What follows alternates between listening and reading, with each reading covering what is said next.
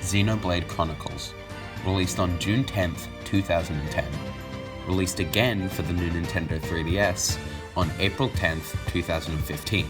And now, in the year 2020, it's getting a complete overhaul and will be releasing in less than a month.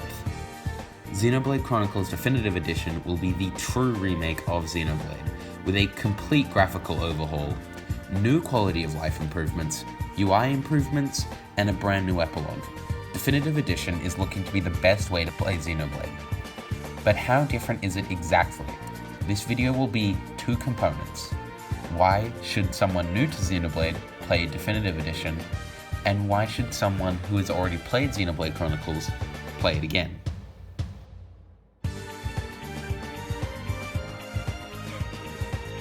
Xenoblade Chronicles is my favorite game, and there are many reasons for that. The story, the characters, the gameplay, the experience as a whole. Xenoblade, to me, is a game like no other. The gameplay is extremely fun and intuitive. Auto-attacking and arts makes the combat intense, with free movement during battles. Battles are almost always skill-based, and shitty luck will rarely take you out. But if you want more from the combat system, then you can make your own builds with different armor, weapons, gems, character-specific skill trees, character-specific arts, and team members. There's almost infinite combinations and playstyles that can fit you, whether you like running with full force ferocious offense, or the more slow, methodical, tanky style of play. There's a way for the game to fit your playstyle. The characters in Xenoblade are all really good. They each have their own quirks and they bounce off each other extremely well. Each character has their own role in the group as a character and in gameplay. The story is deeply entwined with the characters. They grow and develop along with the story, and I'm not going to spoil anything, but the characters and story are really engrossing. But the main characters aren't the only engrossing ones. Almost every NPC has their own name, their own quests, their own timetables. The NPCs have their own storylines and relationships that you can be a part of and see in the Affinity chart. Speaking of which, the side quests. The amount of side quests is astounding, and they're all completely optional, but usually having some sort of plot to them, and will have interactions between your main party and other NPCs.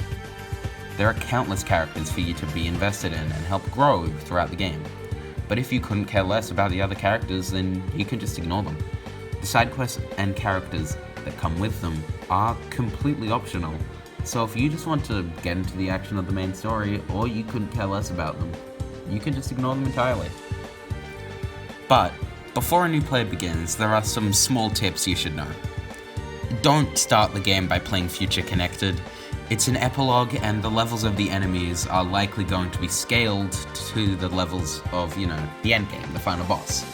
So you're going to be severely underleveled, and you aren't going to know what's going on. So you won't understand the opening cutscenes or any of the future ones, and you won't be able to handle any of the battles.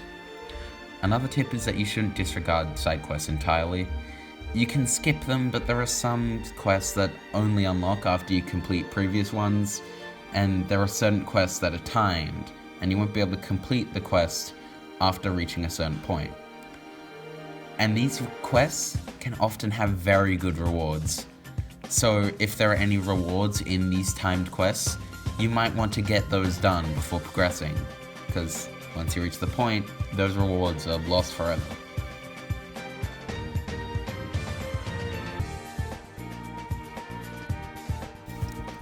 Now, this is your one and only spoiler warning. This section is for players debating on returning to the game, so go to this timestamp in the video if you don't want any spoilers. So, you're on the fence on getting Definitive Edition because you've already played the game.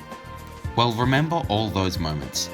Exiting the Bionis Heart and looking out to Machina Forest, seeing the waterfall, seeing the trees, discovering a high-up secret area and looking over all of Bionis Lake. The Dixon betrayal scene, the Havres turning the Hyentia into Telethia. All these great moments you can now experience with the major graphical overhaul, and they'll all look beautiful. Oh, but what if the new soundtrack doesn't slap like the old one?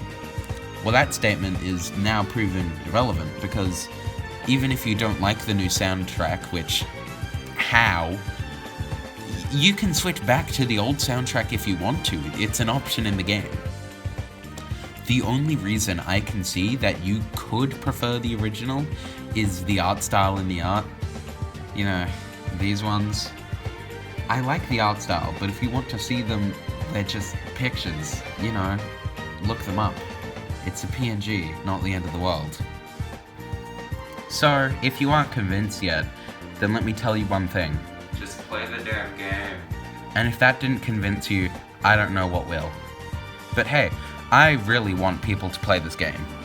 We need to tell Monolith Soft that we want more games like Xenoblade 1 and X, and less anime cliches like in 2. But hey, if this video does well, I'll make more Xenoblade content, so sub and like, and more Xenoblade content will be on the way. See ya.